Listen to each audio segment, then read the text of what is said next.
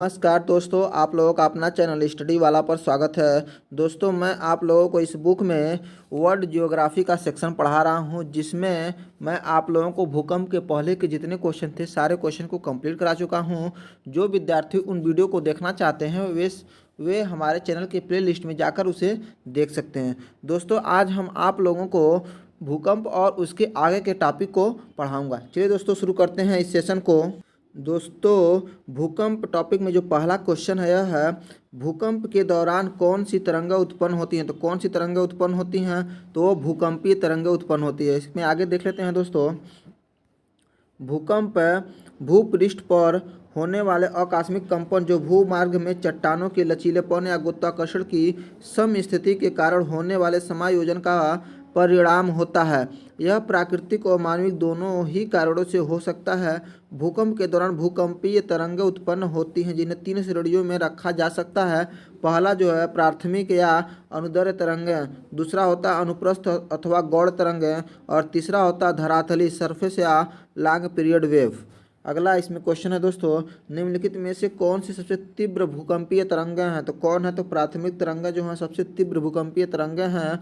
इसमें देख लेते हैं। तो भूकंप के दौरान पृथ्वी में कई प्रकार की तरंगें उत्पन्न होती हैं, जिसे भूकंपीय तरंगें कहते हैं। जब भूकंप अपने भूकंप केंद्र से प्रारंभ होता है तो मुख्यतः तीन प्रकार की तरंगें उत्पन्न करता है। पहला होता है इसे प्राथमिक तरंगें या पी तरंगें कहते हैं। दूसरा जो होता है द्वितीयक या गौड़ तरंगें या यस तरंगें कहते हैं। और तृतीय जो होता है तीसरा जो होता है धरातली या दीर्घ तरंगें, इसे यल तरंगें भी कहते हैं। इसके बारे में और देखते हैं। इसमें है प्राथमिक तरंगें भूकंपी तरंगों की चाल से सबसे तीव्र लगभग 8 किलोमीटर पर सेकेंड होती है। ये तरंगें ध्वनि के भांति अनुदैर्ध्य तरंगें होती हैं। उच्च घनत्व वाली चट्टानों में इनकी गति 8 से 14 किलोमीटर पर सेकेंड होती है। ये ठोस, द्रव्य और गैसीय तीनों अवस्थाओं में यात्रा कर सकती हैं। अगला है, किन भूकंपी तरंगों में अनुप्रस्थ विस्थापन शामिल होता है। तो किसमें होता है, तो उसमें यस तरंगों में होता है। इसके बारे में देख लेते हैं। तो यस तरंग में अनुप्रस्थ विस्थापन होता है। पी तरंगों के पश्चात यस तरंगें पृथ्वी की सतह पर पहुंचती हैं। यही कारण है कि इन्हें द्वितीयक तरंगें या गौड़ तरंगें भी कहते हैं। ये केवल ठोस माध्यम में गमन करती हैं। ये प्रकाश तरंग के समान अनुप्रस्थ तरंगें होती हैं। अनुप्रस्थ तरंगों में कण का कंपन तथा दोलन तरंग की दिशा के लंबवत होता है। अगला क्वेश्चन है, भूकंप के किन तरंगों में अनुप्रस्थ विस्थापन शामिल है। तो किन तरंगों में, तो होता है यस तरंगों में। ठीक है। अगला है, निम्नलिखित में से कौन सा सुनामी का कारण नहीं है। तो कौन सा सुनामी का कारण वह है मृदा अपरदन। इसके बारे में देख लेते हैं। तो अंतः सागरी भूकंपों द्वारा उत्पन्न लहरों को सुनामी कहा जाता है। सागर तली में अचानक परिवर्तन तथा अव्यवस्था के कारण सागरी जल में विस्थापन हो जाने से सुनामी लहरों का आविर्भाव होता है। सागर तली में परिवर्तन के प्रमुख कारण जो सुनामी के लिए उत्तरदायी है वह है तली में भ्रंशन, भूकंप, ज्वालामुखी विस्फोट, समुद्र के अंदर भूस्खलन, अवपातन आदि। मृदा अपरदन किसी भी प्रकार से सुनामी के लिए जिम्मेदार नहीं है। अगला है, पैसिफिक रिंग ऑफ फायर के संबंध में निम्न में कौन सा कथन सही नहीं है। तो कौन सा कथन सही नहीं है, ये है सी नंबर, पैसिफिक रिम उत्तरी अमेरिका और दक्षिणी अमेरिका के पूर्वी तटों को कवर करता है। इसके बारे में देख लेते हैं। तो पैसिफिक रिंग मुख्यतः सक्रिय ज्वालामुखी की एक बेल्ट है जो उत्तरी और दक्षिण अमेरिका के पश्चिमी तट से होती हुई अलास्का के एल्यूटियन द्वीप से गुजरती है तथा यह एशिया के पूर्वी किनारों को पार कर न्यूजीलैंड तक जाती है। यह अंटार्कटिका के उत्तरी छोर पर समाप्त होती है। पैसिफिक रिंग ऑफ फायर के अंतर्गत विश्व के लगभग 63% भूकंप आते हैं। इसकी कुल लंबाई लगभग 40,000 किलोमीटर है। विश्व के लगभग 75% ज्वालामुखी रिंग ऑफ फायर के अंतर्गत ही आते हैं। इस क्षेत्र में भूकंप का सीधा संबंध प्लेटों के अभिसरण, भ्रंशन और ज्वालामुखी सक्रियता से है। अगला क्वेश्चन है, सूर्य और चंद्रमा द्वारा गुरुत्वाकर्षण के माध्यम से पृथ्वी को एक ही दिशा में खींचने के कारण क्या उत्पन्न होता है। तो क्या उत्पन्न होता है, तो बृहत ज्वार भाटा उत्पन्न होता है। इसके बारे में देखते हैं। तो सूर्य और चंद्रमा एक सीध में आ जाते हैं और उस समय सूर्य और चंद्रमा द्वारा गुरुत्वाकर्षण के माध्यम से पृथ्वी को एक ही दिशा में खींचने के कारण ज्वारीय उभार अधिकतम होता है। इसे बृहत ज्वार भाटा कहते हैं। इस दिशा में सूर्य तथा चंद्रमा का गुरुत्वाकर्षण बल एक ही दिशा में कार्य करता है। यह माह में 2 बार पूर्णिमा और अमावस्या के समय उत्पन्न होते हैं। अगला है भूकंप की तीव्रता मापी जाती है। तो किस में मापी जाती है? रिक्टर स्केल में मापी जाती है। रिक्टर स्केल में मापी जाती है। भूकंप की तीव्रता रिक्टर स्केल में मापी जाती है। 1935 में अमेरिकी भूवैज्ञानिक चार्ल्स फ्रांसिस रिक्टर ने भूकंप की तीव्रता मापने के लिए रिक्टर पैमाने का विकास किया। यह पैमाना 1 से 9 तक के अंकों के आधार पर भूकंप की तीव्रता को माप सकता है, जहाँ 1 को न्यूनतम तीव्रता और 9 को अधिकतम तीव्रता को दर्शाता है। अगला है भ्रंश समतल के साथ चट्टानों के पिघलने के कारण उत्पन्न होने वाले भूकंप को कहा जाता है। क्या कहा जाता है? तो विवर्तनिक भूकंप कहा जाता है। क्या कहता है? विवर्तनिक भूकंप। भ्रंश समतल के साथ चट्टानों के पिघलने के कारण उत्पन्न होने वाले भूकंप को विवर्तनिक भूकंप कहते हैं। इसके बाद अगला है के अंतर्गत भूकंपों का अध्ययन किया जाता है। किसके अंतर्गत? तो यह सिस्मोलॉजी के अंतर्गत भूकंपों का अध्ययन किया जाता है। अगला है इसमें भूकंप विज्ञान भौतिक भूगोल की एक प्रमुख शाखा है, जिसके अंतर्गत भूकंपों का वैज्ञानिक अध्ययन एवं तथ्यपूर्ण विश्लेषण किया जाता है। भूकंप की वैज्ञानिक अध्ययन के माध्यम से पृथ्वी तथा अन्य ग्रहों के आंतरिक भाग की संरचना और स्थिति के बारे में जानकारी प्राप्त की जाती है। अगला है क्वेश्चन इसमें निम्नलिखित प्राकृतिक घटनाओं में से कौन सी घटना भूकंप का कारण बनती है? तो कौन सा? तो ज्वालामुखी जो होती है भूकंप का कारण बनती है, ज्वालामुखी विस्फोट। में देखते हैं दोस्तों, तो यह है भूकंप भूपटल का कंपन अथवा लहर है जो धरातल के नीचे अथवा ऊपरी चट्टानों के लचीलेपन या गुरुत्वाकर्षण की समस्थिति में क्षणिक अव्यवस्था होने पर उत्पन्न होती है। भूकंप आने के प्रमुख कारण, पहला जो है आपका ज्वालामुखी क्रिया होता है, दूसरा भू संतुलन से संबंधित समायोजन, तीसरा जो प्लेटों की गतिशीलता, चौथा जो है वलय तथा भ्रंशन, पांचवा भूपटल का संकुचित होना, जलीय भार, पृथ्वी का अपने अक्ष पर घूर्णन। अगला है 174 नंबर, जिस तरह बैरोमीटर दाब से संबंधित है उसी तरह सिस्मोग्राफ से संबंधित है। सिस्मो किससे संबंधित हो जाएगा? तो भूकंप से। इसके अलावा देख लेते हैं और भी सारी चीज़ें हैं, जिसमें बैरोमीटर जो होता है वायु दाब मापने का यंत्र होता है, सिस्मोग्राफ जो होता है भूकंप मापने का यंत्र होता है, पायरोमीटर जो होता है उच्च तापमान को मापने का उपकरण होता है, फेदोमीटर होता है, इसमें समुद्र की गहराई मापी जाती है।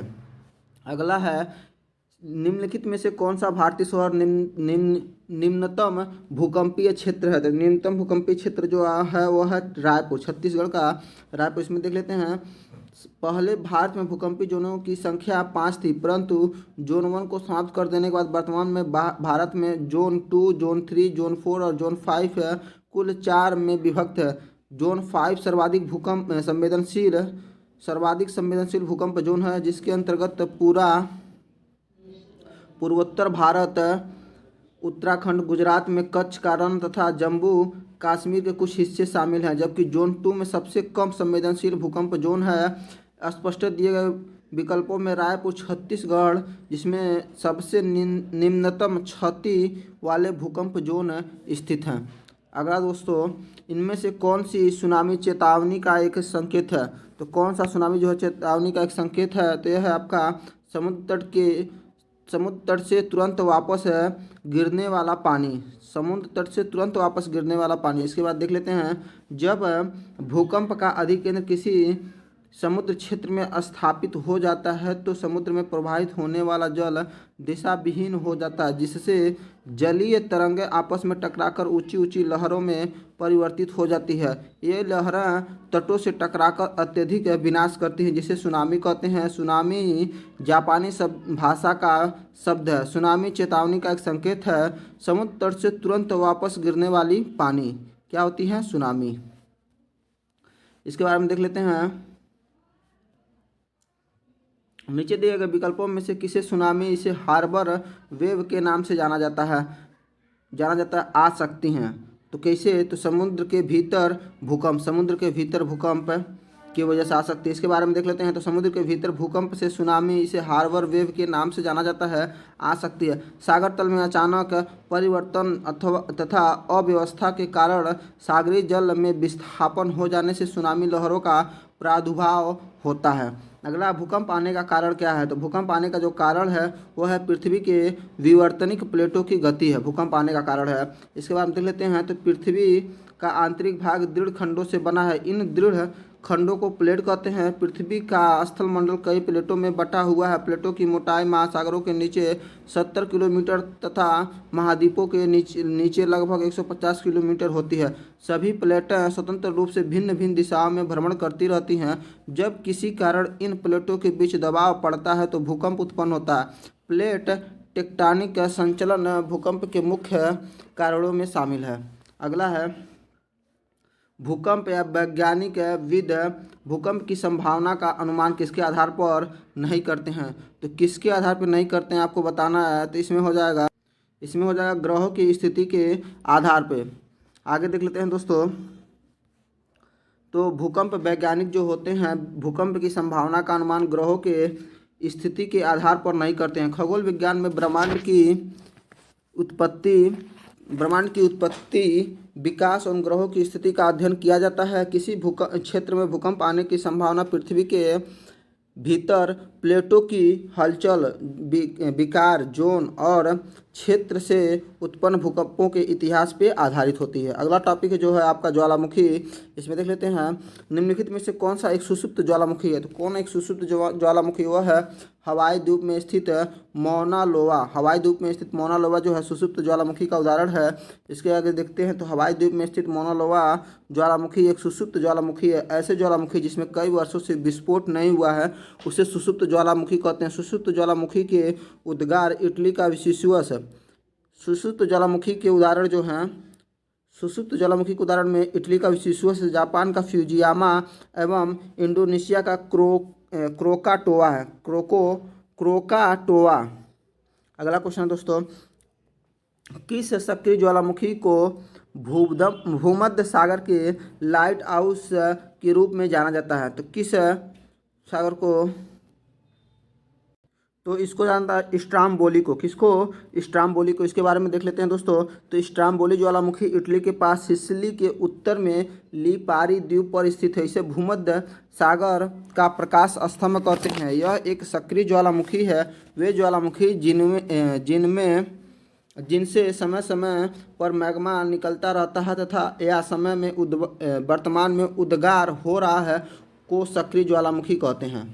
ठीक। भारत का एकमात्र सक्रिय ज्वालामुखी कहाँ स्थित है। तो वह है आपका बैरन द्वीप पे। कहाँ पे? बैरन द्वीप पे। बैरन द्वीप में भारत का एकमात्र सक्रिय ज्वालामुखी है। यह द्वीप लगभग 3 किलोमीटर में फैला हुआ है। यहाँ का ज्वालामुखी फरवरी 2017 में फटा था। यह अंडमान निकोबार द्वीप समूह की राजधानी पोर्ट ब्लेयर में लगभग 140 किलोमीटर उत्तर पूर्व में बंगाल की खाड़ी में स्थित है।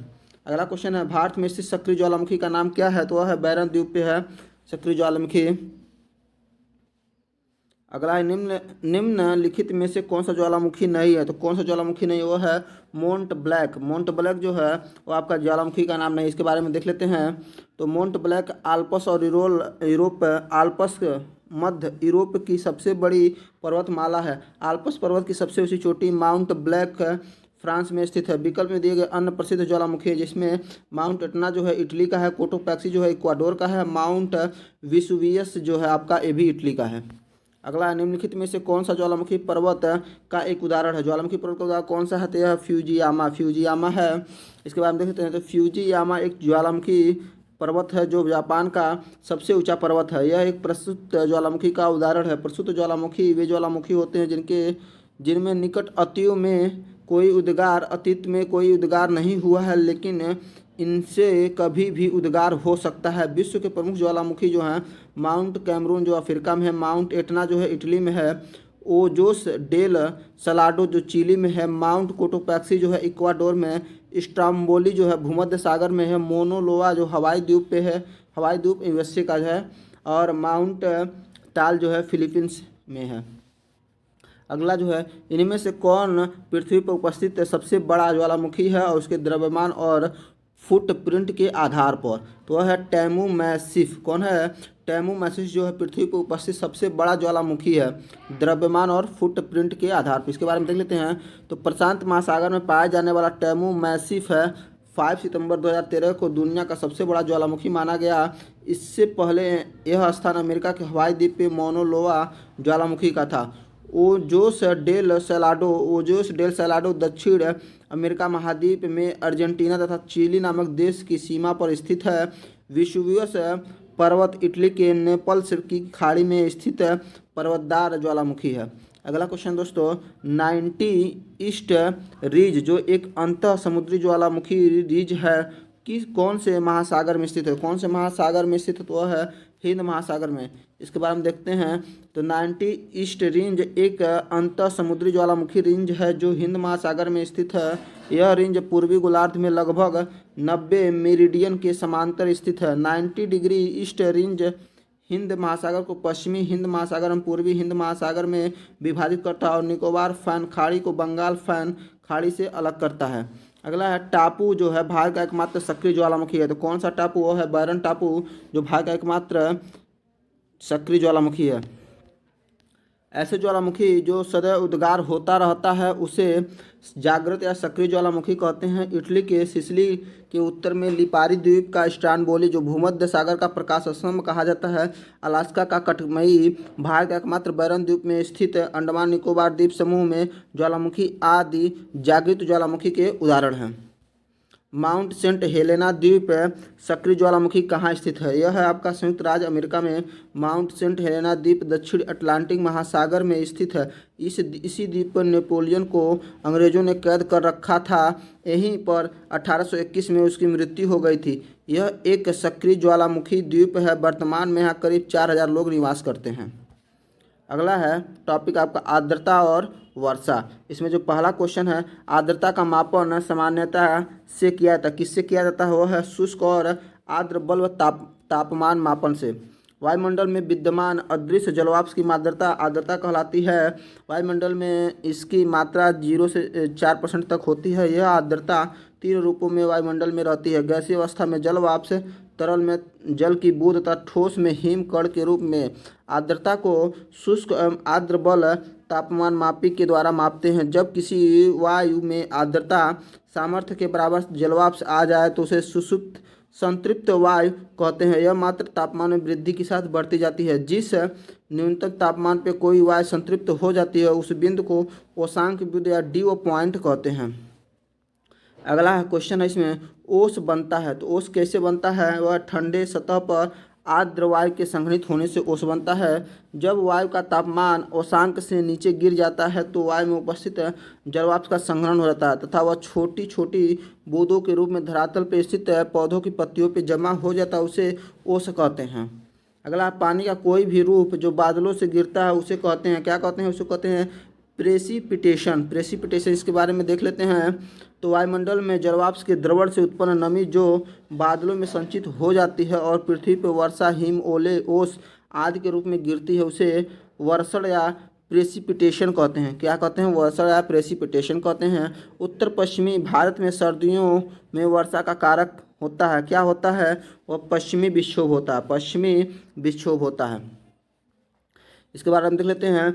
तो उत्तर पश्चिमी भारत में सर्दियों में वर्षा का कारण पश्चिमी विक्षोभ है। यह वर्षा हिमालयी राज्यों में सेब की फसल तथा मैदानी भागों में रबी की फसल के लिए लाभदायक होती है। पश्चिमी विक्षोभ का उद्भव भूमध्य सागर में होता है। अगला टॉपिक है स्थानीय पवन। स्थानीय पवन में जो पहला क्वेश्चन है दोस्तों, निम्नलिखित में से किस विकल्प में ग्रही पवनों का सही प्रकार है? तो क्या है? वह है सी व्यापारिक पवन है। पछुआ पवन और ध्रुवी ईस्टर्ली जो पवन है वो ग्रही पवनों के सही प्रकार हैं। इसके बारे में देख लेते हैं हम। भूमंडलीय या ग्रही पवन में ऐसे पवनें होती हैं जो वर्ष भर में एक ही दिशा में बहती हैं। पृथ्वी पर ऊष्मा एवं आर्द्रता के संतुलित वितरण को निर्धारित करने में महत्वपूर्ण भूमिका निभाती हैं। ये मुख्यतः 3 प्रकार के व्यापारिक पवनें, पछुआ पवनें और ध्रुवी पवनें की होती हैं। व्यापारिक पवनें उपोष्ण उष्ण वायुदाब से भूमध्य रेखीय निम्न वायुदाब की ओर प्रभावित होती हैं। पछुआ पवनें उपोष्ण उच्च वायुदाब कटिबंध से ध्रुवी निम्न वायुदाब कटिबंध के मध्य दोनों गोलार्धों में चलती हैं। ध्रुवी उच्च वायुदाब से उपध्रुवी निम्न वायुदाब की ओर प्रवाहमान पवनों को ध्रुवी पवनें कहते हैं।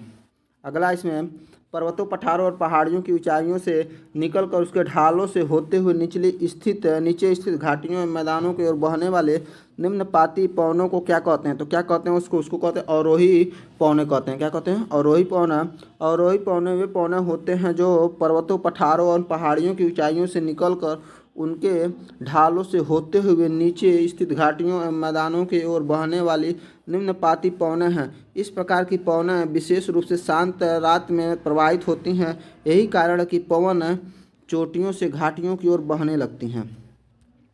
अगला है इसमें चक्रवात। चक्रवात टॉपिक पढ़ लेते हैं। तो फनी एक प्रकार का था। तो फनी क्या है? वह उष्णकटिबंधीय चक्रवात था। इसके बाद हम देख लेते हैं। तो फनी एक उष्णकटिबंधीय चक्रवात था। यह चक्रवाती तूफान उड़ीसा के तट से टकराया था। कहाँ से टकराया था?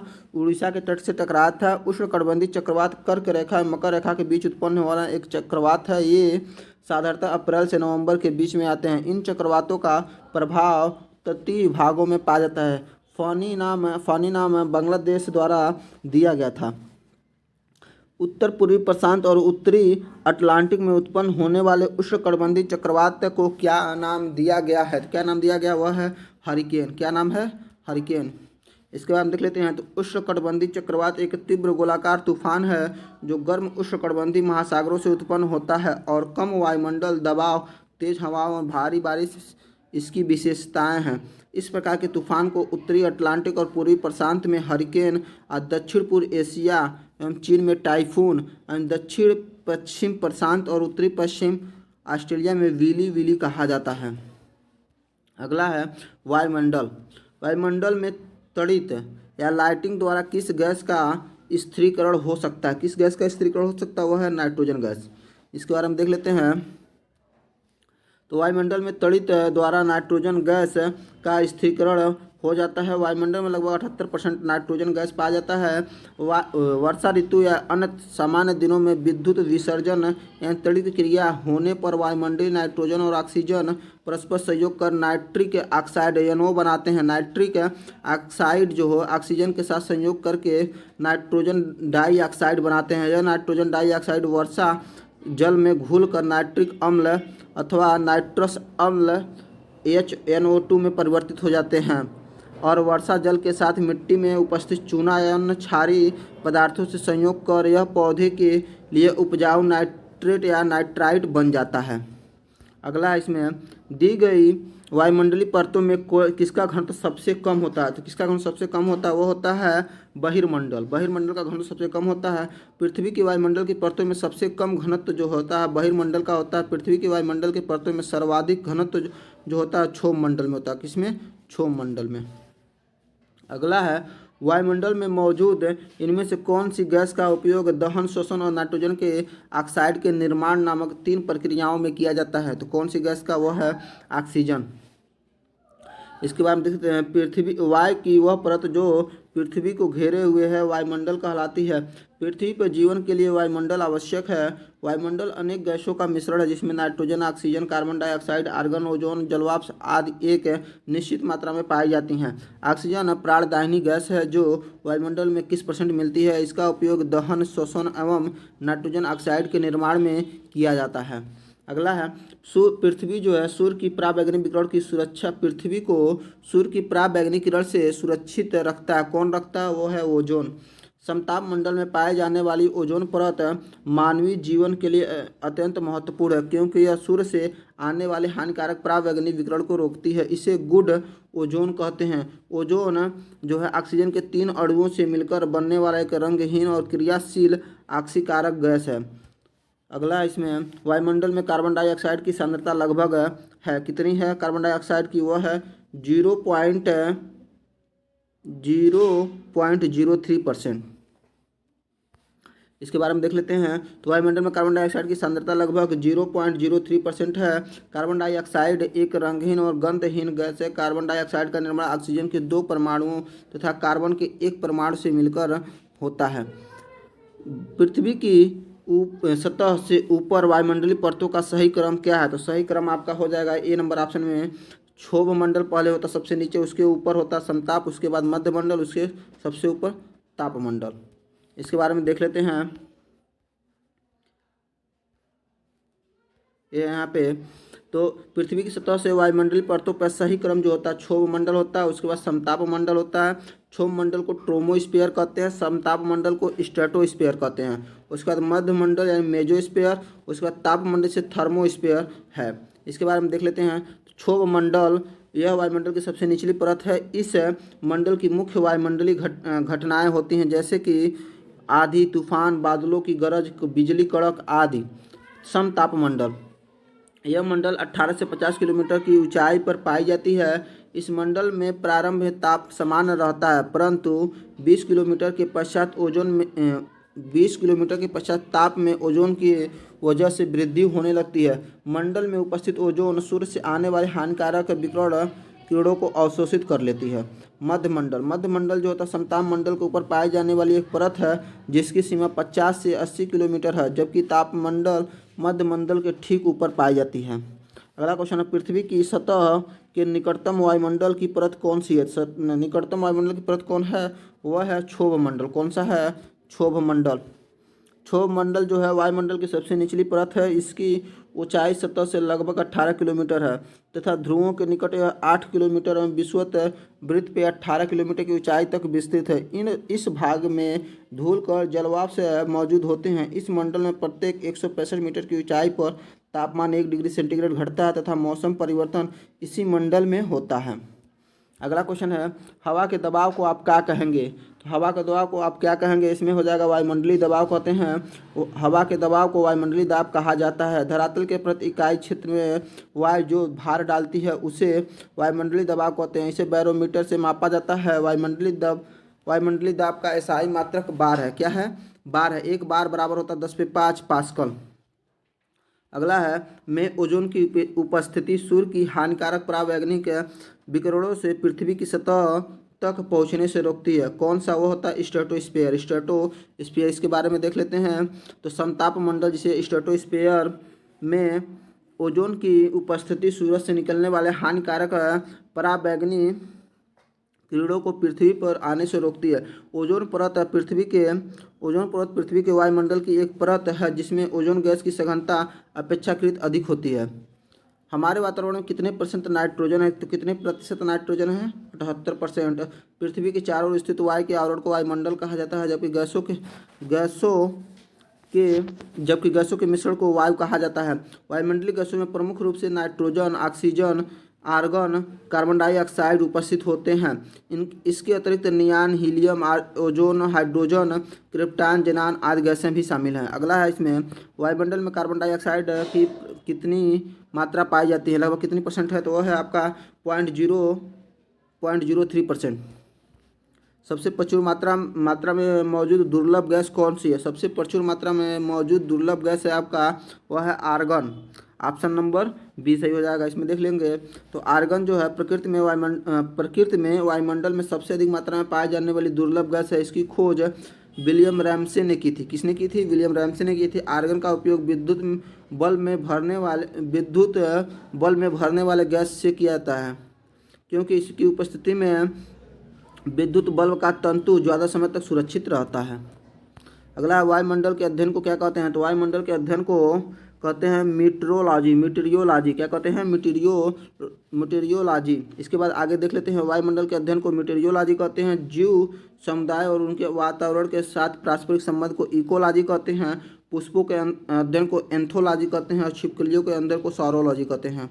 अगला है, निम्नलिखित में से वायुमंडल के किस परत से रेडियो का संचार संभव होता है? तो किस मंडल में? तो होता है आयन मंडल में। किस मंडल में? आयन मंडल में रेडियो के संचार वायुमंडल के आयन मंडल परत से संभव होता है, क्योंकि अपने आयन मंडल अनेक आयनित कणों से मिलकर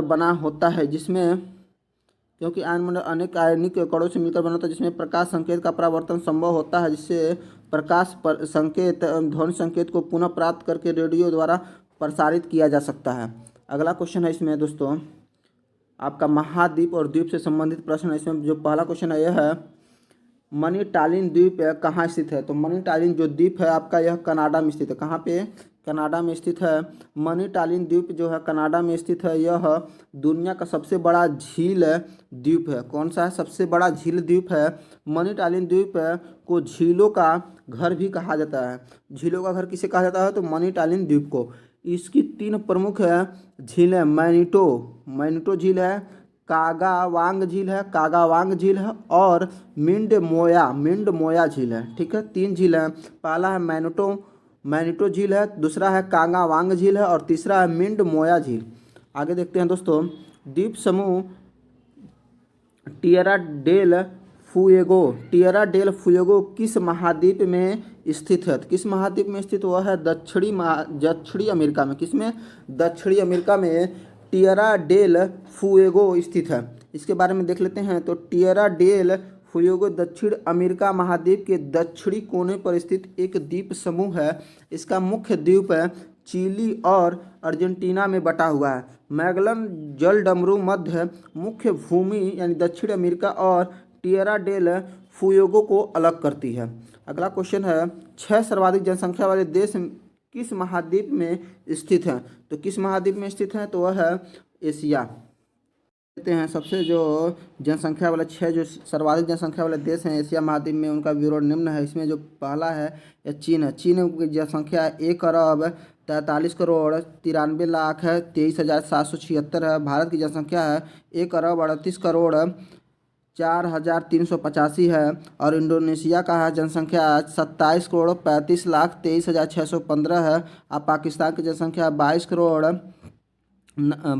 8,92,340 और बांग्लादेश की जनसंख्या है 16 करोड़ 46 लाख 89,383 और जापान की जो जनसंख्या है वह है 12 करोड़ 64 लाख 76,461। इस तरह आगे देखते हैं दोस्तों। अगला क्वेश्चन, निम्नलिखित में से कौन सा प्राचीन अधिमहाद्वीप गोंडवाना लैंड का हिस्सा नहीं है? तो कौन सा अधिमहाद्वीप जो है गोंडवाना लैंड का हिस्सा नहीं, वो है आपका फ्रांस। इसके बारे में देख लेते हैं। तो वेगनर के अनुसार कार्बोनिफेरस युग में पृथ्वी के स्थल खंड आपस में जुड़े और उन्हें पैंजिया नाम दिया गया। अंतिम में ट्रियासिक युग में पैंजिया का विभाजन 2 स्थल खंडों में हुआ। पहला जो था गोंडवाना लैंड, दूसरा था लॉरेंसिया।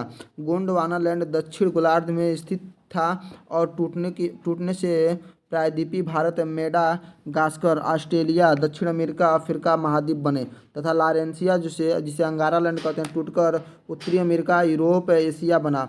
अतः फ्रांस गोंडवाना लैंड का हिस्सा नहीं है। आगे देखते हैं दोस्तों, निम्न में से कौन सा भूमध्य सागर में स्थित सबसे बड़ा द्वीप है? तो भूमध्य सागर में से सबसे बड़ा जो द्वीप है वह है सिसिली। कौन सा है? सिसिली। सिसिली द्वीप जो है भूमध्य सागर में स्थित सबसे बड़ा द्वीप है, जो इटली प्रायद्वीप से मेसिना जल डमरू के द्वारा अलग होता है। इसका क्षेत्रफल होता है 25,834 वर्ग किलोमीटर है। इस द्वीप सिसिली द्वीप पर एटना ज्वालामुखी स्थित है। कौन सा ज्वालामुखी? एटना ज्वालामुखी स्थित है। सबसे छोटा महाद्वीप कौन सा है? तो सबसे छोटा जो महाद्वीप है वह है ऑस्ट्रेलिया। ऑस्ट्रेलिया विश्व का सबसे छोटा महाद्वीप और सबसे कम जनसंख्या वाला महाद्वीप है। इसकी खोज 1770 में सर्वप्रथम कप्तान जेम्स कुक ने की थी। यह महाद्वीप दक्षिणी गोलार्ध में स्थित है। इसके उत्तर और पूर्व में प्रशांत महासागर तथा दक्षिण पश्चिम में हिंद महासागर स्थित है। यह एकमात्र एक ऐसा महाद्वीप है जहाँ कोई ज्वालामुखी नहीं है। अगला देखते हैं दोस्तों, आर्कीपेलागो क्या है? तो आर्कीपेलागो जो है आपका वह द्वीपों का समूह, श्रृंखला, संघ या संग्रह है। इसमें देख लेते हैं, किसी भी सागर या महासागर में स्थित द्वीपों की श्रृंखला को द्वीप समूह कहते हैं। 2 प्रकार के होते हैं, महाद्वीपीय द्वीप और महासागरीय द्वीप। अगला जो है सेशेल्स द्वीप कहाँ स्थित है? सेशेल्स जो द्वीप है वो हिंद महासागर में स्थित है।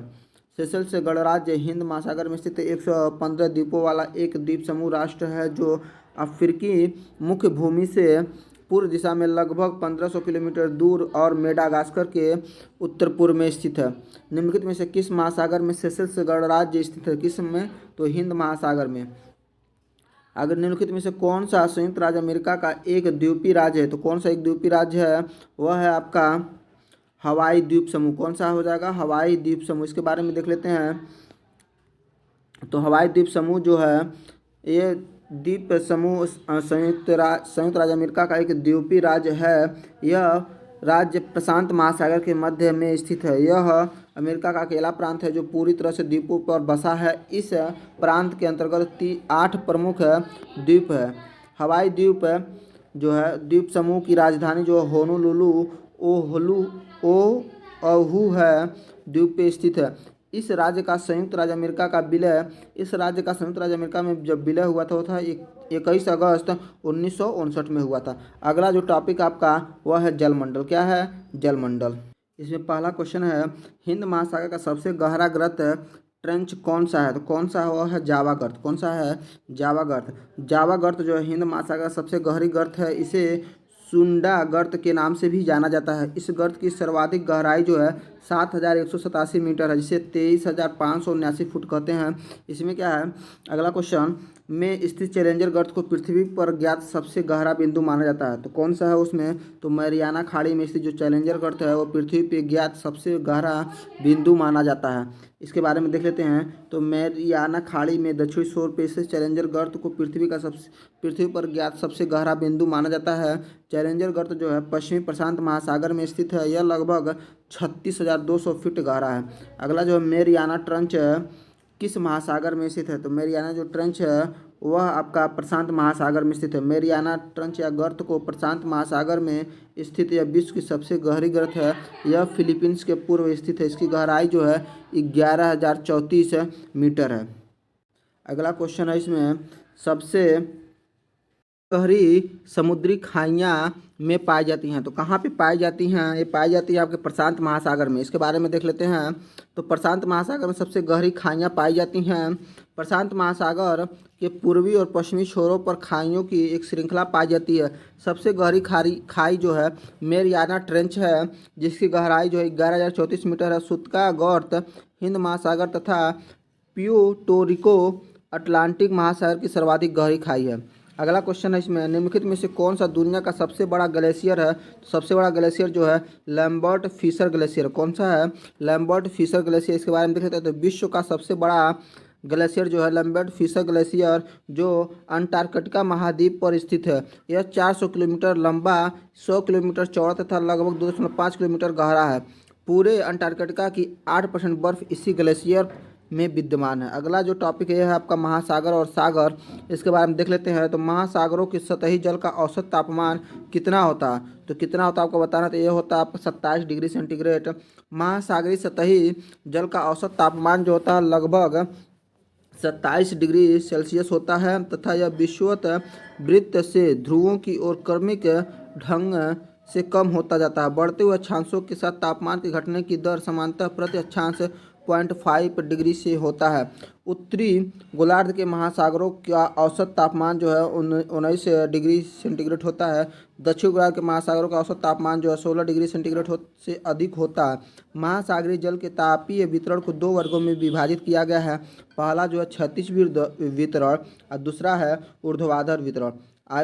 आयोग ने इसका उत्तर डी माना है। ठीक है। कौन सी नहर जो है प्रशांत महासागर को अटलांटिक महासागर से जोड़ती है? कौन सी नहर जो है प्रशांत महासागर को अटलांटिक महासागर से जोड़ती है? वो हो जाएगा पनामा नहर। कौन सा? पनामा नहर। तो इसके बारे में देख लेते हैं। तो पनामा नहर जो है वह स्थित है पनामा में। और किसको किसको जोड़ता है इसके भी देखिए, यहाँ पे जूम कर देते हैं, थोड़ा सा जूम इन कर देते हैं। यहाँ पे देखिए पनामा नहर जो है इसकी स्थिति कहाँ पे है? पनामा में है। और जोड़ती किसको है?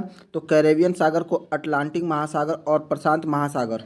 ठीक है। कैरेबियन सागर जो है जो अटलांटिक महासागर में उसको और प्रशांत महासागर को जोड़ती है। स्वेज नहर जो है स्थित है मिस्र में और ये लाल सागर और भूमध्य सागर को जोड़ती है। कील नहर जो है जर्मनी में स्थित है। यह उत्तरी सागर को बाल्टिक सागर से जोड़ती है। कोरिथ नहर जो है ग्रीस में है। यह सिरेनिक खाड़ी और कुरिथ की खाड़ी को जोड़ती है। आगे देखते हैं दोस्तों। तो विश्व का सबसे बड़ा जलीय निकाय कौन सा है? सबसे बड़ा जलीय निकाय कौन सा है? यह है आपका कैस्पियन सागर है। कैस्पियन सागर विश्व का सबसे बड़ा जलीय निकाय झील है। इसकी क्षेत्रफल जो है 3,71,000 वर्ग किलोमीटर है। कैस्पियन सागर के उत्तर पूर्व में कजाकिस्तान, उत्तर पश्चिम में रूस, दक्षिण पश्चिम में अजरबैजान और दक्षिण में ईरान और दक्षिण पूर्व में तुर्कमेनिस्तान स्थित है। अगला क्वेश्चन है दोस्तों, अरब सागर भारत के में स्थित है। किधर स्थित है? वह पश्चिम में स्थित है। अरब सागर भारत के पश्चिम में स्थित है। इसका कुल क्षेत्रफल जो है आपका 38,62,000 वर्ग किलोमीटर है तथा गहराई जो है 4,652 मीटर है। अरब सागर का प्राचीन नाम जो है सिंधु सागर है। सिंधु नदी तथा भारत की नर्मदा और ताप्ती नदियाँ अरब सागर में गिरती हैं। अगला जो है महासागर पृथ्वी की सतह के प्रतिशत हिस्से को कवर करती है। कितने परसेंट हिस्से को? तो 71% हिस्से को कवर करती है। तो महासागर जो है पृथ्वी की सतह के हिस्से को आच्छादित करता है तथा पृथ्वी का उत्तरी गोलार्ध जो है गोलार्ध का 60% भाग पानी से घिरा है, जबकि दक्षिणी गोलार्ध जो है आपका 80% भाग पानी से घिरा है। आगे देखते हैं महासागरीय धाराएं। महासागरीय धाराएं में जो अल नीनो का संबंध निम्न में से कौन सा कथन सही है? तो अल नीनो का संबंध जो है यह प्रशांत महासागर के सतही जल का असामान्य रूप से गर्म होना, इसका कथन इससे संबंधित है। इसके बारे में देख लेते हैं। तो प्रशांत महासागर के भूमध्य क्षेत्र के समुद्र तापमान और वायुमंडलीय परिस्थितियों में आए बदलाव के लिए उत्तरदायी समुद्री घटना को अल नीनो कहते हैं। इसका परिणाम स्वरूप समुद्र के सतह का जल का तापमान सामान्य से अधिक हो जाता है। यह दक्षिण अमेरिका के पश्चिमी तट पर स्थित इक्वाडोर और पेरू देश के तट पर होती है। अल नीनो एक प्रकार का प्रभाव होता है कि इसमें वर्षा के प्रमुख क्षेत्र बदल जाते हैं। परिणाम स्वरूप विश्व के ज़्यादा वर्षा वाले क्षेत्रों में कम वर्षा और कम वर्षा वाले क्षेत्रों में ज़्यादा वर्षा होने लगती है। आगे देखते हैं दोस्तों, अल नीनो शब्द तो किस भाषा से लिया गया है? तो किस भाषा से लिया गया? स्पेनिश भाषा से। अल नीनो शब्द स्पेनिश भाषा से लिया गया है। अल नीनो का अर्थ होता है बालक हिसाब। अल नीनो एक जलवायु प्रतिरूपी है जो पूर्वी भूमध्य रेखीय प्रशांत महासागर के सतही जल का असमान रूप से गर्म होना प्रदर्शित करती है। अगला क्वेश्चन, निम्नलिखित में से कौन सा गर्म पानी की धारा नहीं है? तो कौन सा नहीं है? वो है आपका हम्बोल्ट। इसके बारे में देख लेते हैं। तो हम्बोल्ट धारा जो है दक्षिण प्रशांत महासागर में दक्षिणी अमेरिका के पश्चिमी तट पर दक्षिण से उत्तर की ओर बहने वाली ठंडी धारा है। यह पेरू के तट के सहारे प्रवाहित होती है, जिस कारण से पेरू की धारा कहते हैं। अगला है, इसमें देख लेते हैं जो कुरेशियो की धारा है यह प्रशांत महासागर में है और यह गर्म जलधारा है। अलास्का जो है प्रशांत महासागर में भी गर्म जलधारा है और गल्फ स्ट्रीम जो है अटलांटिक महासागर में है, ये भी किसी है गर्म जलधारा है। अगला, गल्फ स्ट्रीम की खाड़ी से निकलती है। किस खाड़ी से निकलती है? तो मैक्सिको की खाड़ी से निकलती है। गल्फ स्ट्रीम मैक्सिको की खाड़ी से निकलती है। यह उत्तर पूर्वी दिशा में यूरोप के तट पर प्रवाहित होती है। यह उत्तरी अटलांटिक महासागर में प्रवाहित होने वाली जलधारा है। विदित है कि जो जलधाराएं निम्न अक्षांशों से उच्च अक्षांशों की ओर प्रवाहित होती हैं गर्म जलधारा कहलाती हैं। एल नीनो महासागर में तापमान असमानता को दर्शाता है। तो किसमें? प्रशांत महासागर में। गर्म जलधारा एल नीनो की उत्पत्ति पेरू के तट दक्षिण अमेरिका के पश्चिम में 180 किलोमीटर की दूरी से उत्तर पश्चिम दिशा में होती है। एल नीनो जो है जलधारा प्रशांत महासागर में तापमान असमानता को दर्शाती है।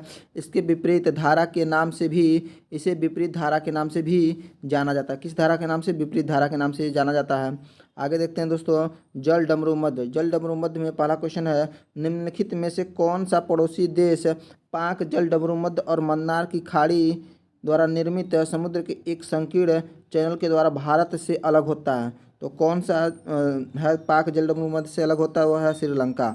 श्रीलंका देश भारत से अलग होता है पाक जल डमरू मध्य से। देखिए, भारत के तमिलनाडु राज्य और श्रीलंका के उत्तरी भाग के बीच पाक जल डमरू मध्य स्थित है। यह बंगाल की खाड़ी को पूर्वोत्तर में पाक खाड़ी और दक्षिण पश्चिम में मन्नार की खाड़ी को जोड़ता है। अगला है, निम्नलिखित में से कौन जल डमरू मध्य अटलांटिक महासागर में प्रशांत महासागर से जोड़ता है? अटलांटिक महासागर को प्रशांत महासागर से कौन सा जल डमरू जोड़ता है? तो वह है मैगलन जल डमरू मध्य। कौन सा? मैगलन जल डमरू मध्य अटलांटिक महासागर को प्रशांत महासागर से जोड़ता है। 1520 ईस्वी में पुर्तगाली यात्री फर्डिनेंड मैगलन इस जल डमरू मध्य की यात्रा करने वाला पहला यूरोपी था। यह जल डमरू मध्य दक्षिण अमेरिकी महाद्वीप के दक्षिणी किनारे के साथ स्थित है। इसका कुछ भाग अर्जेंटीना से और शेष भाग दक्षिणी चिली से लगा हुआ है। अगला, इंग्लिश चैनल और उत्तरी सागर को जोड़ने वाली प्रमुख जल डमरू का नाम बताइए। तो कौन से जल डमरू है? जो डोवर जल डमरू मध्य। कौन सा हो जाएगा? डोवर। इसके बारे में देख लेते हैं। तो जो डोवर है इंग्लिश चैनल को उत्तरी सागर से जोड़ती है। फ्लोरिडा जो है मैक्सिको की खाड़ी और अटलांटिक महासागर को जोड़ती है। नॉर्थ चैनल जो है आरिश सागर और अटलांटिक महासागर को जोड़ती है। पाक जल डमरू मध्य जो है मन्नार की खाड़ी और बंगाल की खाड़ी को जोड़ती है। पाक जल डमरू मध्य किन दो स्थलाकृतियों को एक दूसरे से अलग करता है? किसको? भारत और श्रीलंका को। किसको? भारत और श्रीलंका को। आगे देखते हैं, भारत और श्रीलंका को अगर अलग करने वाली तो है पाक जल डमरू मध्य। और जो मलक्का का जल डमरू मध्य वह मलय प्रायद्वीप और इंडोनेशिया का सुमात्रा द्वीप को अलग करता है। उत्तरी अमेरिका दक्षिण अमेरिका को अलग करता है पनामा नहर। और अफ्रीका या मोरक्को और यूरोप स्पेन को अलग करता है जिब्राल्टर जल डमरू मध्य। अब अगला देखते हैं, इसमें निम्नलिखित में से जल डमरूमध्य आर्कटिक महासागर को प्रशांत महासागर से जोड़ता है। तो कौन सा जल डमरू, तो वह है बेरिंग जल डमरूमध्य, जो आर्कटिक महासागर को प्रशांत महासागर से जोड़ता है। इसके बारे में देख लेते हैं। तो बेरिंग जल डमरूमध्य जो है अलास्का और साइबेरिया, देखिए इसको थोड़ा सा जूम इन कर देते हैं तो इसमें देखिएगा, देखिए यहाँ पे बेरिंग जो जल डमरूमध्य है विभाजित करता है किसको किसको, अलास्का और साइबेरियन रूस को। और जोड़ता किसको है, तो प्रशांत महासागर, इसको बेरिंग सागर कहते हैं, और आर्कटिक महासागर को जोड़ता है। और इसी तरह से पाक जल डमरूमध्य भारत और श्रीलंका को अलग करता है। अब बंगाल की खाड़ी और मन्नार की खाड़ी को जोड़ता है। अब बास्पोरस जो होता है, बास्पोरस जल डमरूमध्य, यह इस्तांबुल तुर्की की एशियाई भाग तथा इस्तांबुल के यूरोपीय भाग को अलग करती है। और जोड़ता किसको है, काला सागर और मरमरा सागर को। ठीक, आगे देखते हैं। इसी तरह से डेविस जल डमरूमध्य जो है कनाडा और ग्रीनलैंड को अलग करती है। अब बैफिन की खाड़ी और अटलांटिक महासागर को जोड़ती है। आगे देखते हैं, बेरिंग जल डमरूमध्य किसे जोड़ता है, तो यह आर्कटिक महासागर और प्रशांत महासागर को जोड़ता है। बेरिंग स्ट्रेट जो है अलास्का और साइबेरिया रूस को अलग करता है और प्रशांत महासागर और आर्कटिक महासागर को जोड़ता है। सुंडा जो जल डमरूमध्य है यह इंडोनेशिया, और इसमें जो है जोड़ता किसको है, तो जावा और हिंद महासागर को जोड़ता है। आगे देखते हैं दोस्तों, आगे जो है जिब्राल्टर जल डमरूमध्य जो है स्पेन और मोरक्को को अलग करता है, भूमध्य सागर और अटलांटिक महासागर को जोड़ता है। इसी तरह से जो हडसन है यह कनाडा में है और यह हडसन की खाड़ी और अटलांटिक महासागर को जोड़ती है। अगला, इनमें से कौन सी जल डमरूमध्य रूस और संयुक्त राज्य अमेरिका के बीच स्थित है, तो कौन सा है, वह है आपका बेरिंग जल डमरूमध्य। कौन सा है, बेरिंग जल डमरूमध्य। मोरक्को और स्पेन को विभाजित करने वाली जल डमरूमध्य का नाम बताइए। मोरक्को और स्पेन को विभाजित करने वाली जल डमरूमध्य जो है वह है जिब्राल्टर, जिब्राल्टर जल डमरूमध्य। सुंडा जल संधि दो द्वीपों के बीच स्थित है, उनमें से एक जावा है, दूसरा द्वीप कौन सा है, तो दूसरा द्वीप कौन सा हो जाएगा, वह है सुमात्रा। सुमात्रा और जावा को सुंडा जल डमरूमध्य अलग करती है। इसके बारे में देख लेते हैं। तो सुंडा जल डमरूमध्य इंडोनेशिया के सुमात्रा द्वीप और जावा द्वीप के बीच में स्थित है। यह जावा सागर को हिंद महासागर से जोड़ती है और इसका पश्चिमी जावा द्वीप के सुंडा समुदाय पर पड़ा है। अगला है, इसमें दक्षिणी अमेरिका के दक्षिणी छोर का नाम क्या है। इस जगह पे प्रशांत और अटलांटिक महासागर आपस में मिलते हैं, तो वह जगह का नाम है केप हॉर्न, केप हॉर्न नाम है। इसके बारे में देख लेते हैं। तो दक्षिण अमेरिका जो है महाद्वीप के दक्षिणी छोर का नाम केप हॉर्न है। इस स्थान पे प्रशांत और अटलांटिक महासागर मिलते हैं। केप ऑफ गुड होप अथवा उत्तमाशा अंतरिक्ष अफ्रीका के सुदूर दक्षिणी छोर पे स्थित है। यह स्थान दक्षिण अफ्रीका में स्थित है। केप कैरवेलन फ्लोरिडा में स्थित एक शहर है, जबकि केप टाउन जो है दक्षिण अफ्रीका का शहर है। निम्नलिखित में से कौन सा जल स्रोत ऑस्ट्रेलिया को न्यूजीलैंड से अलग करता है, तो कौन सा है, वह है तस्मान सागर है। तस्मान सागर जो है आपको ऑस्ट्रेलिया और इंग्लैंड से अलग करता है। इसके बारे में देख लेते हैं। तो तस्मान सागर जो है ऑस्ट्रेलिया न्यूजीलैंड के बीच दक्षिणी प्रशांत महासागर में स्थित है। यह ऑस्ट्रेलिया को न्यूजीलैंड से अलग करता है। यह उत्तर से दक्षिण तक 2800 किलोमीटर तक क्षेत्र में फैला हुआ है। विश्व के प्रमुख झील और जलप्रपात इसमें है। इसमें कौन सी प्रसिद्ध लैंडमार्क भूचिन्ह जो है ओंटारियो ली झील और ईरी झील के बीच स्थित है, तो कौन सा, वो है नियाग्रा प्रपात। कौन सा है, नियाग्रा प्रपात। इसके बारे में देख लेते हैं। तो नियाग्रा प्रपात जो है ओंटारियो झील और ईरी झील के बीच स्थित है। यह प्रपात अमेरिका के न्यूयॉर्क और कनाडा के ओंटारियो प्रांतों के मध्य अंतर्राष्ट्रीय सीमा पर बहने वाली नियाग्रा नदी पर स्थित है। एंजल प्रपात जो है वेनेजुला में स्थित है। कहाँ पे है, वेनेजुला में स्थित है। नियाग्रा फॉल्स की सीमा पर स्थित है। किस सीमा पर स्थित है, कनाडा और यूएसए की सीमा पर स्थित है। अफ्रीका में विक्टोरिया जलप्रपात किस नदी पर स्थित है, तो किस नदी पर स्थित है, जाम्बेजी नदी पर स्थित है। कहाँ पे, जाम्बेजी नदी पे।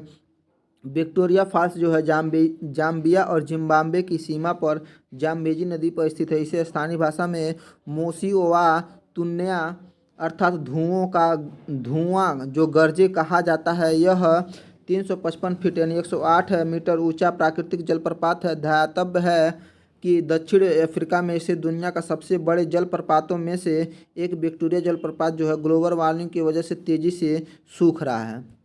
अगला, इसमें विक्टोरिया झरना स्थित है, तो विक्टोरिया झरना जो है वह अफ्रीका में स्थित है। अगला, इसमें मात्रा के संदर्भ में विश्व की सबसे बड़ी मीठे जल की झील कौन सी है? मीठे जल की झील जो है सबसे बड़ी वो है बैकाल झील। मतलब मात्रा का सा मतलब कह सकते हैं आयतन के अनुसार, आयतन का सबसे बड़ा जो झील है वह है बैकाल झील। इसके बारे में देख लेते हैं। तो रूस में स्थित बैकाल झील मात्रा की दृष्टि से दुनिया का सबसे बड़े मीठे पानी तथा दुनिया की सबसे गहरी और पुरानी झील है। दुनिया का लगभग 20% मीठा पानी इसी झील में है। बैकाल झील रूस के साइबेरिया तथा दो राज्य इरकुत्स्क और ओब्लास्त और बुरयात की सीमा से लगी हुई है। इस झील को यूनेस्को ने अनूठी प्राकृतिक विरासत की सूची में शामिल किया है। बैकाल झील की लंबाई जो है 636 किलोमीटर तथा क्षेत्रफल जो है 31,722 वर्ग किलोमीटर है। दुनिया की सबसे बड़ी झील जो है कैस्पियन सागर है। क्षेत्रफल की दृष्टि से सुपीरियर झील विश्व की सबसे बड़ी ताजे पानी की झील है। ठीक, अगला क्वेश्चन है विश्व की सबसे गहरी झील कौन सी है? तो गहरी झील जो है बैकाल झील है।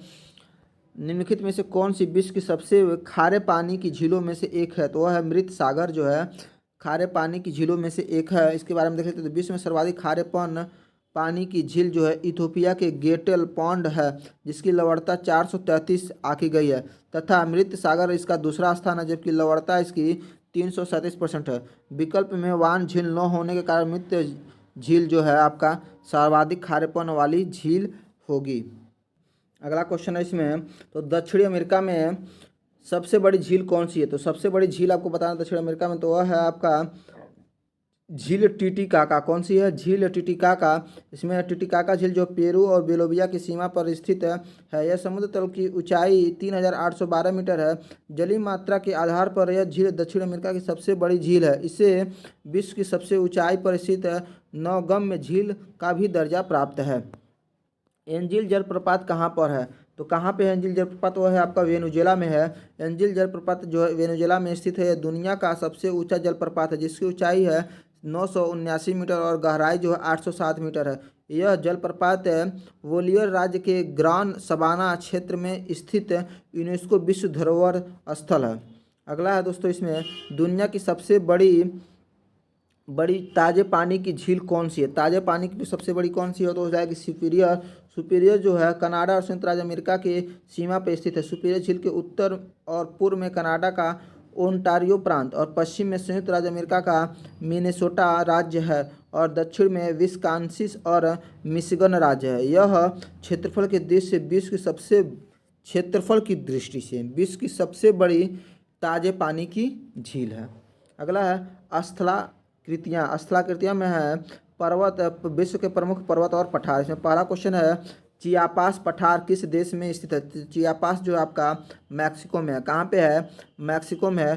चियापास पठार जो है दक्षिण मैक्सिको में प्रशांत महासागर के तट पर स्थित है। इस पठार के दक्षिण पश्चिम में तेहुआन टेपेक की खाड़ी, पूर्व में ग्वाटेमाला, उत्तर में तबास्को और पश्चिम में वेराक्रूज तथा अक्सका स्थित है। यह उपजाऊ शीतोष्ण पठार है। अगला जो है अफ्रीका में स्थित किलिमंजारो नाम है। क्या नाम है? किलिमंजारो क्या है? वह ज्वालामुखी पर्वत का नाम है। तंजानिया में स्थित माउंट किलिमंजारो अफ्रीका महाद्वीप का सबसे ऊंचा ज्वालामुखी पर्वत है, जिसकी ऊंचाई जो है 5,895 मीटर है। इस पर्वत पे 3 ज्वालामुखी शंकु, किबो, सिरा और मावेंजी हैं, जिनमें से किबो ज्वालामुखी सबसे ऊंचा है। कौन सी ज्वालामुखी? किबो ज्वालामुखी जो है सबसे ऊंचा है। यूराल पर्वतमाला और को अलग करती है। तो किसको किसको अलग करती है? वह एशिया और यूरोप को अलग करती है यूराल पर्वतमाला। यूराल पर्वत श्रृंखला जो है एशिया और यूरोप महाद्वीप को अलग करती है, जो 2500 किलोमीटर लंबी है। यूराल पश्चिमी रूस की पर्वत श्रृंखला है। यह पर्वत श्रृंखला उत्तर में आर्कटिक महासागर से दक्षिण में कैस्पियन सागर तक फैली है। इसे निकलने वाली प्रमुख नदी कामा है, जो अपनी जल कैस्पियन सागर में गिराती है, और पर्वत श्रृंखला उत्तर में आर्कटिक महासागर से दक्षिण में कैस्पियन सागर तक फैली हुई है और यूरोप को एशिया महाद्वीप से अलग करती है। अगला है इसमें बड़े भाग के टूटकर ऊर्ध्वाधर रूप में विस्थापित होने से जिस पर्वत का निर्माण होता है उसे क्या कहते हैं? ब्लॉक पर्वत कहते हैं। ब्लॉक पर्वत का निर्माण तनाव की शक्तियों द्वारा होता है, खिंचाव के कारण धरातली भागों में दरारें व भ्रंश पड़ जाती हैं, जिस कारण धरातल का कुछ भाग उठ जाता है तथा कुछ भाग नीचे धंस जाता है। इस प्रकार दरारों के समीप उठे भाग को ब्लॉक पर्वत कहा जाता है। ऊपर उठे हुए भाग को अखंड या हास्ट तथा नीचे धंसे हुए भाग को द्रोणिका अंश या ग्रावेन कहा जाता है। पाकिस्तान का साल्ट रेंज पर्वत तथा भारत की सतपुड़ा पर्वत श्रेणी आदि ब्लॉक पर्वत के उदाहरण हैं। कैलिफोर्निया का सियरा नेवादा पर्वत विश्व का सबसे अधिक विस्तृत ब्लॉक पर्वत है। अगला है इसमें विंसन मैसिफ पर्वत इनमें से किस महाद्वीप पे स्थित है? विंसन मैसिफ पर्वत जो है आपका वह अंटार्कटिक महाद्वीप पे स्थित है। विंसन मैसिफ पर्वत जो है एल्वर्थ पर्वत श्रेणी में स्थित है। यह अंटार्कटिका महाद्वीप में स्थित सबसे ऊंची चोटी 5140 मीटर है। अंटार्कटिका महाद्वीप विश्व का 5वां बड़ा महाद्वीप है और यह दक्षिणी गोलार्ध में स्थित है। तिब्बती पठार का सबसे अच्छा उदाहरण है कौन सा है? वह है अंतर पर्वतीय पठार है। तिब्बती पठार किसका उदाहरण है? अंतर पर्वतीय पठार का। तो तिब्बत का पठार विश्व का सबसे बड़ा एवं ऊंचा पठार है जो अंतरा पर्वतीय पठार का उदाहरण है। मध्य एशिया में स्थित यह पठार दक्षिण में हिमालय पर्वत श्रृंखला से लेकर उत्तर में तकला मकान रेगिस्तान तक फैला हुआ है। इसका क्षेत्रफल जो है 45 लाख वर्ग किलोमीटर है। ध्यातव्य है कि अंतरा पर्वतीय पठार वे पठार होते हैं जो चारों ओर से पर्वतों से घिरे होते हैं। निम्नलिखित में से कौन सी सबसे ऊंची और गैर एशियाई पर्वत चोटी है? कौन सा है? वो है अकांकागुआ पर्वत। कौन सा है? अकांकागुआ पर्वत।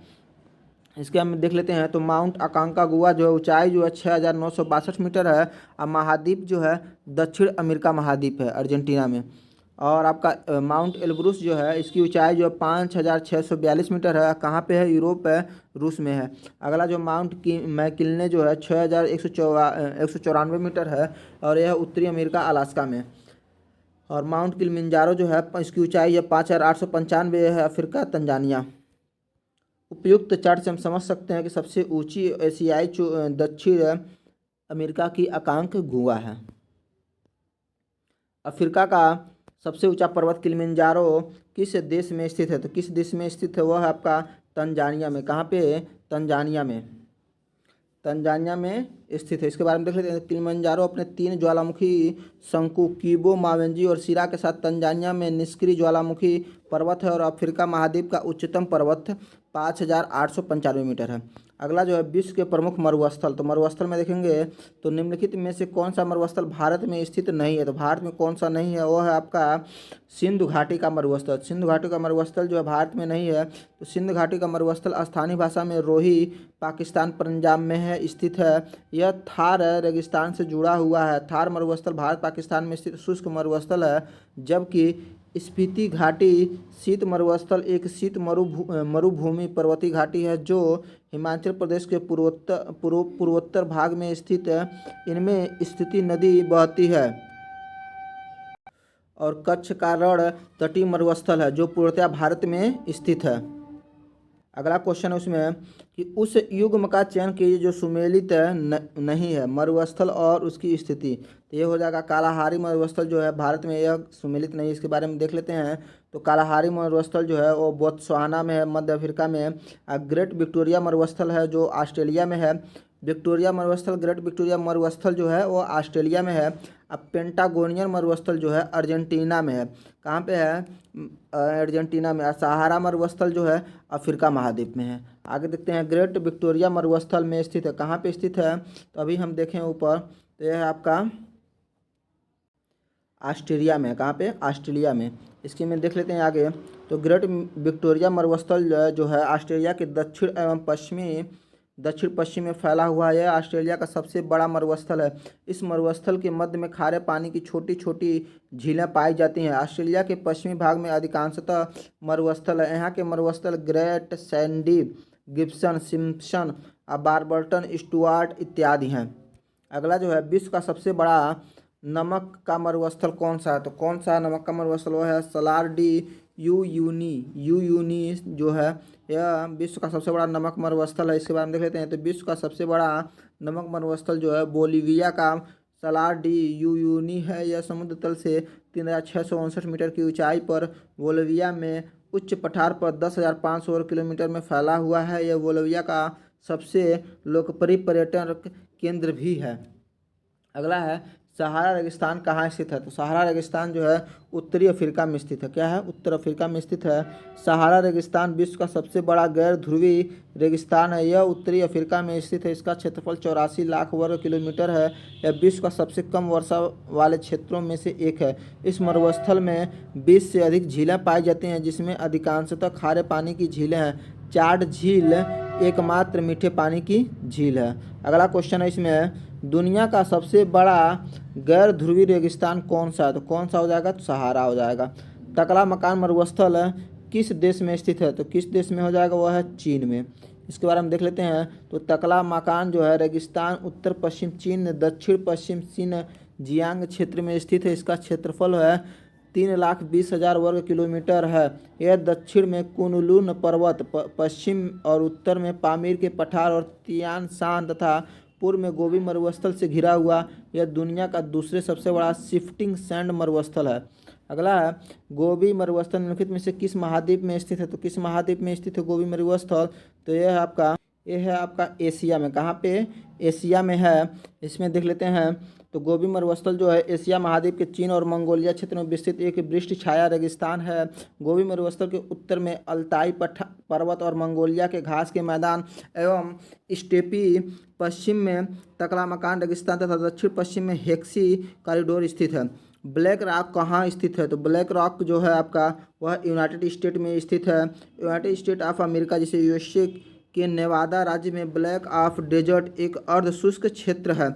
21 जून 1986 ईस्वी में इस रेगिस्तान में बर्निंग मैन फेस्टिवल मनाया जाता है। यहाँ दुनिया भर से आए लोग सेल फोन, इंटरनेट जैसी अत्याधुनिक सुख सुविधाओं से दूर रहकर पारंपरिक नाच गाने और गीत संगीत के बीच एक सप्ताह गुजारते हैं। अगला है रेगिस्तान मरुस्थल कहाँ स्थित है? तो रेगिस्तान जो मरुस्थल है यह अफगानिस्तान में है। कहाँ पे है? अफगानिस्तान में स्थित है। तो रेगिस्तान मरुस्थल जो है अत्यंत शुष्क और पठारी क्षेत्र है जो दक्षिण पश्चिमी अफगानिस्तान के हेलमंद और कंधार प्रांतों के बीच स्थित है। अगला है नीचे शब्द के 4 युग्म दिए गए हैं, जिसमें से 3 किसी तरीके से एक समान है और एक युग्म भिन्न है। कौन सा युग्म शेष से भिन्न है? वो है आपका कालाहारी अमेरिका। कौन सा हो जाएगा? कालाहारी अमेरिका, क्योंकि जो कालाहारी है ये आपका कहाँ पे है? ये अफ्रीका में है। इसके अलावा जो सहारा मरुस्थल है अफ्रीका में है। थार जो है भारत में है और गोबी जो है आपका मंगोलिया चीन में है। अगला क्वेश्चन है पाकिस्तान में थार मरुस्थल से जुड़े रेगिस्तान को क्या कहा जाता है? उसको कहा जाता है चोलिस्तान। क्या कहा जाता है? चोलिस्तान। पाकिस्तान में थार रेगिस्तान से जुड़े रेगिस्तान को चोलिस्तान कहा जाता है। इसे स्थानीय भाषा में रोही भी कहते हैं। यह पाकिस्तान के पंजाब और भारत और सिंध के कुछ पड़ोसी भागों में फैला एक अर्ध रेगिस्तानी क्षेत्र है। अगला है ब्लेडा रेगिस्तान। ब्लेडा रेगिस्तान किस देश में स्थित है? तो किस देश में स्थित है आपको बताना है। इसमें क्या हो जाएगा? इसमें पोलैंड हो जाएगा। क्या हो जाएगा? पोलैंड हो जाएगा। इसके बारे में देख लेते हैं। तो ब्लेडा रेगिस्तान जो है पोलैंड के ब्लेडा और क्लेजे गांव के मध्य स्थित है। इसका क्षेत्रफल 32 वर्ग किलोमीटर है। नामीब मरुस्थल कहाँ स्थित है? तो नामीब मरुस्थल जो है आपका वह दक्षिण अफ्रीका में स्थित है। नामीब मरुस्थल दक्षिण अफ्रीका नामीबिया का तटीय मरुस्थल है। यह 3,10,000 वर्ग किलोमीटर में विस्तृत है। इसका विस्तार अंगोला से लेकर ओलिफेंट नदी तक है। यह विश्व के सबसे पुराने रेगिस्तानों में से एक है। अगला क्वेश्चन है गोबी मरुस्थल 2 देशों की सीमाओं को अलग करता है। उनमें से एक चीन है तो दूसरा देश कौन सा है? तो कौन सा देश हो जाएगा? मंगोलिया हो जाएगा। गोबी मरुस्थल चीन और मंगोलिया की सीमाओं को अलग करता है। गोबी एक मंगोलियन शब्द है जिसका अर्थ है जल रहित स्थान। यह एक वृक्ष छाया रेगिस्तान है। अगला जो है टॉपिक है यह घास का मैदान। निम्नलिखित में से कौन सा घास का मैदान नहीं है? तो कौन सा घास का मैदान नहीं है? वो है आपका फेन। कौन सा हो जाएगा? फेन। सवाना अफ्रीका और ऑस्ट्रेलिया में उष्णकटिबंधीय घास का मैदान है, जबकि प्रेयरी जो है उत्तरी अमेरिका में शीतोष्णकटिबंधीय घास का मैदान है। और स्टेपी जो है यूरोप और उत्तर एशिया में शीतोष्णकटिबंधीय घास का मैदान है। फेन जो है घास का मैदान नहीं है। क्या नहीं है? घास का मैदान फेन नहीं है। अगला है पंपाज, स्टेपीज, सवाना और पेरी सभी प्रसिद्ध के नाम है। किसके नाम है? तो घास के मैदानों के नाम हो जाएंगे पंपास, पेरी, सवाना, पेरीज, घास के मैदान है। घास के मैदानों को भिन्न भिन्न देशों में भिन्न भिन्न नामों से जाना जाता है। घास के मैदानों को दो भागों में वर्गीकृत किया गया है। एक उष्णकटिबंधीय घास के मैदान, इसमें जो है सवाना जो है यह पूर्वी अफ्रीका का है। कंपोस जो है ब्राज़ील का है। कंपोस कहाँ का है? ब्राज़ील का है। लानोस जो है वेनेजुएला और कोलंबिया का, वेनेजुएला और कोलंबिया का। इसके अलावा आगे देखते हैं जो शीतोष्ण कटिबंधीय घास के मैदान, उसमें देखते हैं तो पंपास जो है वह अर्जेंटीना का, कहाँ का है? अर्जेंटीना। पेरिस जो है उत्तरी अमेरिका का है। वेल्ड जो है दक्षिण अफ्रीका का है। स्टेपी मध्य एशिया का है। डाउन्स जो है ऑस्ट्रेलिया का है। कैटबरी जो है वह न्यूजीलैंड का, कहाँ का है? न्यूजीलैंड का। आगे देखते हैं दोस्तों, निम्नलिखित में से कौन सा युग्म जो है घास क्षेत्र मैदान सुमेलित नहीं है? तो कौन सा हो जाएगा? अर्जेंटीना का पेरी, ये सुमेलित नहीं है। ठीक। इसके अलावा ऊपर हम देखें तो ऑस्ट्रेलिया में डाउन्स होता है, मध्य एशिया में स्टेपी है और दक्षिण अफ्रीका में वेल्ड है। ठीक है। आगे देखते हैं विश्व के प्रमुख नहरें। तो विश्व के प्रमुख नहरों में पहला क्वेश्चन, इनमें से कौन सी विश्व की सबसे लंबी नहर है? तो विश्व की सबसे लंबी जो नहर वह है बीजिंग हांगजोउ ग्रांड नहर। कौन सा? बीजिंग हांगजोउ ग्रांड नहर। बीजिंग हांगजोउ ग्रांड नहर चीन या विश्व की सबसे लंबी नहर है, जिसकी लंबाई 1800 किलोमीटर है। यह यूनेस्को की विश्व धरातल स्थल के रूप में दुनिया की सबसे लंबी नहर या कृत्रिम नदी है। स्वेज नहर जो वाणिज्य के लिए अत्यंत महत्वपूर्ण है, निम्नलिखित में से किस देश में बनाई गई? तो किस देश में बनाई गई? तो मिस्र में स्वेज नहर का निर्माण किया गया। मिस्र स्थित स्वेज नहर एक कृत्रिम समुद्री जलमार्ग है, जिसका निर्माण वर्ष 1859 से 1869 के मध्य भूमध्य सागर और लाल सागर से जोड़ने के लिए किया गया। इसका निर्माण फ्रांसीसी इंजीनियर फर्डिनेंड डी लेसेप्स की देखरेख में हुआ था। स्वेज नहर को 17 नवंबर 1869 ईस्वी को नेविगेशन के लिए खोला गया था। जमाल अब्देल नासिर ने वर्ष 1956 में इस नहर का राष्ट्रीयकरण किया और यह नहर यूरोप और एशिया को जोड़ने में भी महत्वपूर्ण भूमिका निभाती है। किसको? यूरोप और एशिया को। अगला है भूमध्य सागर और लाल सागर को कौन सी नहर जोड़ती है? तो कौन सी नहर जोड़ती है? स्वेज नहर। स्वेज नहर जो है भूमध्य सागर और लाल सागर को जोड़ती है। आगे है वर्ष में स्वेज नहर को खोल दिया गया और इसे विश्व अर्थव्यवस्था साथ बम्बई वर्तमान मुंबई के संबंधों को और अधिक मजबूती मिली। कब खोला गया? तो 1869 में। कब? 1869 में। स्वेज नहर नामक कृत्रिम जल मार्ग इनमें से किस सागरों को जोड़ता है? तो किस सागरों को जोड़ता है? भूमध्य सागर और लाल सागर को। स्वेज नहर द्वारा इनमें से कौन से दो जल निकाय जुड़े हैं? तो कौन से जो जल निकाय जुड़े हैं? तो भूमध्य सागर और लाल सागर। उस नहर का नाम क्या है जो प्रशांत महासागर को अटलांटिक महासागर से जोड़ती है? इसे वर्ष 1914 में शुरू किया गया। तो क्या नहर का नाम? और नहर का नाम है पनामा। कौन सा नहर है? पनामा। पनामा नहर जो है पनामा में स्थित, इसे वर्ष 1914 में शुरू किया गया था। यह प्रशांत महासागर तथा अटलांटिक महासागर को जोड़ती है। इस नहर की कुल लंबाई 82 किलोमीटर है। यह नहर पनामा स्थलखंड को काटते हुए निर्मित की गई है। यह अंतर्राष्ट्रीय व्यापार के मुख्यतम जलमार्गों में से एक है। ठीक है। अगला जो टॉपिक है दोस्तों आपका वह है विश्व की प्रमुख नदियाँ।